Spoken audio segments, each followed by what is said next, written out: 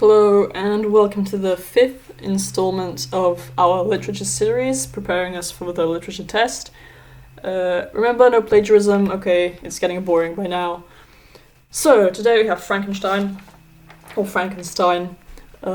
This is Mary Shelley, or Mary Wollstonecraft Shelley, who wrote the book. And I think first of all I should start off by the way the novel was created. So, this lady here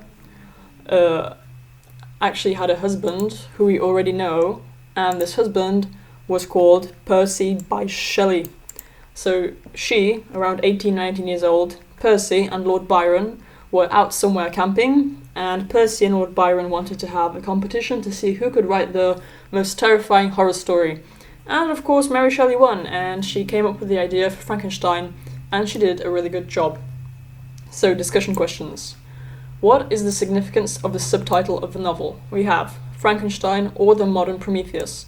So, as everyone already knows, Prometheus was a titan who went against the gods and created humans, and also stole light from the gods in order to give humans a better life. So, this is similar because Frankenstein rebelled against the Christian god in a way, I guess. However, he was the opposite of Prometheus because instead of caring for his creation, he ended up disregarding his monster and saying he hated his monster, which leads to everything else that happens in the novel. So, what is the narrative structure of a novel? What effect does it produce? I am well prepared. This is the narrative, if you would care to take a look at the screen. This is called a Chinese box composition or a Russian doll composition. And what it means is, when we enter the story, we first meet Captain Walton, and it's Captain Walton's letters to someone he knows about what happened, and he's the main narrator, he's the first one. The second one is Victor Frankenstein, because within Captain Walton's letters, we get to hear Victor Frankenstein telling his story, so he's the second narrator, and within Victor's story, we get to hear the monster's story because he also has a moment of narration. So it's three-dimensional, and the purpose of this was to uncover the unconscious and to add a sense of mysteriousness, which was necessary for a Gothic novel, because this is a Gothic novel. And it's subjective narration, because everyone had different motives, was prejudiced in a different way, and everyone had different opinions on the matter. So, this is Victor Frankenstein, this is his monster, which was not in fact called Frankenstein, it was just called the monster. Okay, so what Gothic elements can you notice in the novel? What's their function? The elements in Frankenstein are, among others, supernatural, the setting. We have mountains, a storm, harsh weather conditions in the Arctic, elements of sublime. We have scenes where Victor is looking at mountains and is in awe, and suddenly he sees the monster and feels even more sublime. There's an element of isolation, like the Gothic heroine's experience, and all three narrators suffer from this at one point or the other. There's an element of distress, there are violent incidents, obsession around creating life, there's an oppressive relative within the monster's story, there's a fight between good and evil, and there are taboo topics like desecrating bodies, creating life, deciding whether something is ethical or unethical. So this is everything Gothic within Frankenstein.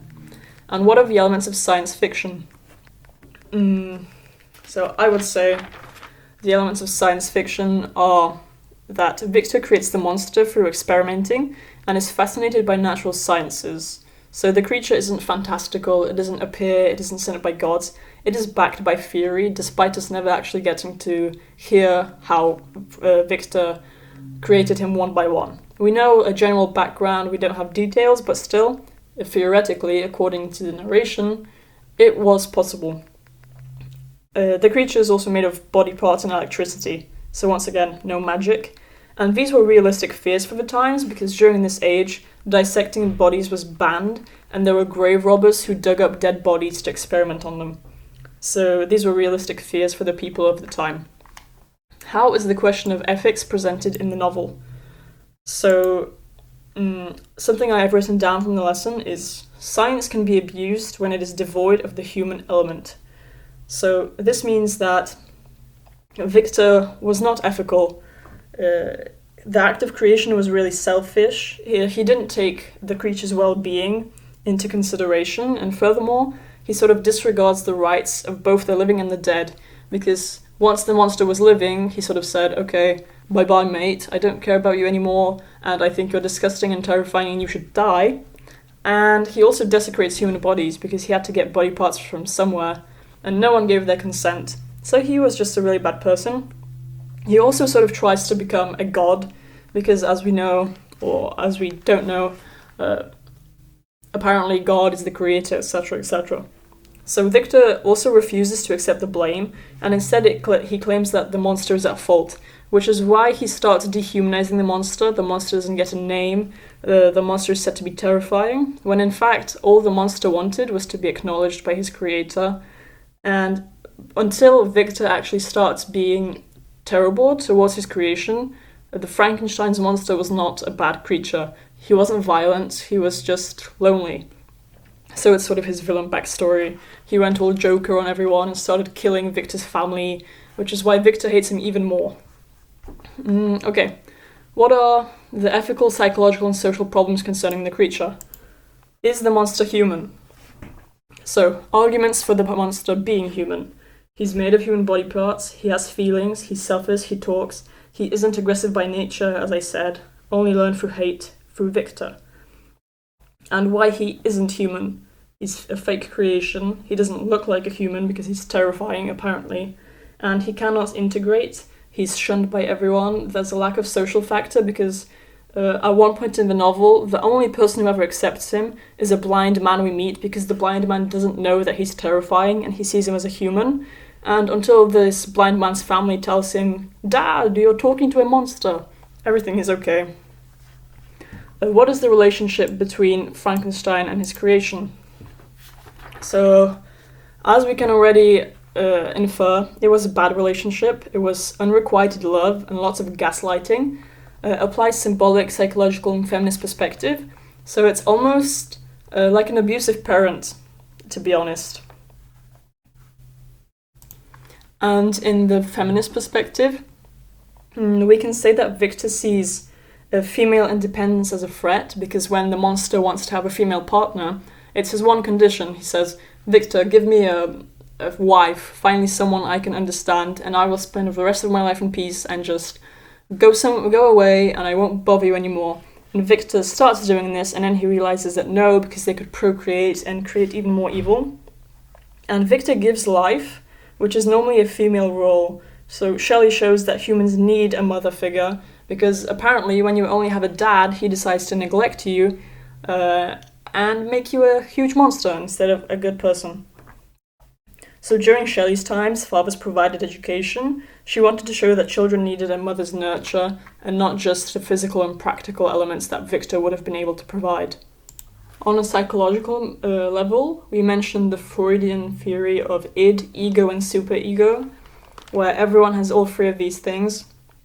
And the monster is a manifestation of Victor's disregard for society. He breaks loads of taboos in his attempt to create new life. So he lets his id, so his one true self, and he puts his wants and the needs and ambitions above all of society, and decides that he is the most important one. So he lets his id control him, but I doubt this will be on a test. And finally, what is the meaning of the ending? How do you interpret it? So the ending is like this. Victor dies, and the creature finds this out, and then commits suicide out of despair. So I think this just proves that all the monster wanted was to be accepted. He wanted a father figure, he wanted to be loved, but instead he's created against his will, put into a world where he doesn't fit in. He's seen as terrifying and disgusting. His own creator banishes him from his life, and when he does sort of go out of his way, he learns human speech. He's just constantly thrust out of people's lives, so eventually he turns to violence. And even at the end we see he could have been happy that Victor died, but instead he felt great pain because Victor was his one link to this world. And this all highlights the humanity of the monster and shows that Victor Frankenstein was the real evil in this novel. Thanks for listening.